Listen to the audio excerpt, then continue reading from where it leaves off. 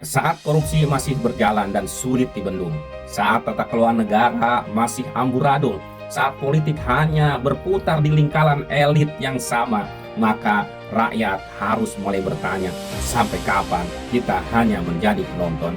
Hari ini, banyak rakyat merasa tidak punya tempat berharap. Pemerintah sering tidak peka, DPR sering tidak mewakili suara rakyat, partai politik terlalu sibuk dengan kekuasaan, sementara rakyat kecil terus bergulat dengan harga mahal, pekerjaan sulit, pendidikan mahal, layanan publik buruk, dan hukum yang tajam ke bawah tapi tumpul ke atas.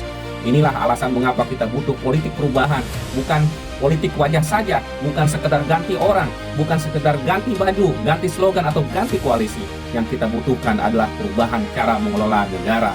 Negara tidak boleh terus dikelola seperti proyek keluarga besar para elit. Jabatan publik tidak boleh terus dibagi-bagi sebagai hadiah politik. Anggaran negara tidak boleh terus menjadi bancakan kelompok dekat kekuasaan. Dan rakyat tidak boleh terus dipaksa sabar melihat uang mereka hilang dalam program-program yang tidak jelas manfaatnya. Politik perubahan berarti berani mengatakan cukup. Cukup dengan politik pencitraan, cukup dengan janji manis yang tidak menyentuh dapur rakyat, cukup dengan pejabat yang hanya datang saat kampanye lalu menghilang saat rakyat menderita, cukup dengan pemimpin yang pandai bicara tapi lemah dalam tata kelola, cukup dengan negara yang sumber daya alamnya sangat kaya tapi rakyatnya tetap hidup susah. Politik perubahan harus mengembalikan negara kepada rakyat. Artinya, anggaran harus dipakai untuk pendidikan yang berkualitas, kesehatan yang layak, pekerjaan yang bermartabat, pangan yang terjangkau, dan pelayanan publik yang bersih.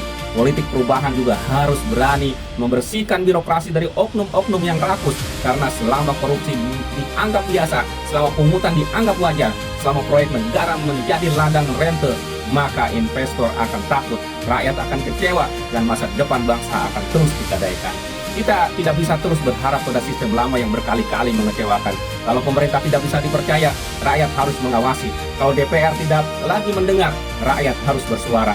Kalau partai politik hanya sibuk dengan elit, rakyat harus membangun kekuatan baru. Kalau negara berjalan tanpa arah, rakyat harus menuntut haluan baru. Politik perubahan bukan kebencian. Politik perubahan adalah ikhtiar menyelamatkan bangsa, karena mencintai Indonesia bukan berarti dia melihat kerusakan. Mencintai Indonesia berarti berani berkata jujur, berani mengoreksi kekuasaan, dan berani menawarkan jalan baru. Indonesia tidak kekurangan orang pintar. Indonesia tidak kekurangan orang baik. Indonesia tidak kekurangan sumber daya. Yang kurang adalah keberanian untuk memutus rantai lama, rantai korupsi, rantai oligarki, rantai politik transaksional, dan rantai kekuasaan yang jauh dari rakyat. Maka hari ini saya mengajak, jangan takut bicara perubahan, karena kalau rakyat diam, kekuasaan akan merasa baik-baik saja. Kalau rakyat pasrah, elit akan terus berpesta.